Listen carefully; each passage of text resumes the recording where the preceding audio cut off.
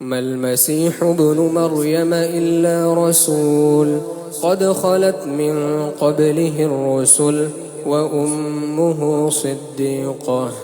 كانا يأكلان الطعام انظر كيف نبين لهم الآيات ثم انظر أنى يؤفكون قل أتعبدون من دون الله ما لا يملك لكم ضرا ولا نفعا والله هو السميع العليم قل يا أهل الكتاب لا تغلوا في دينكم غير الحق ولا تتبعوا أهواء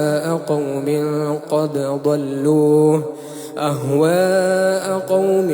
قد ضلوا من قبل وأضلوا كثيرا وضلوا عن سواء السبيل لعن الذين كفروا من بني إسرائيل على لسان داود وعيسى بن مريم ذلك بما عصوا وكانوا يعتدون كانوا لا يتناهون عن منكر فعلوه لبئس ما كانوا يفعلون.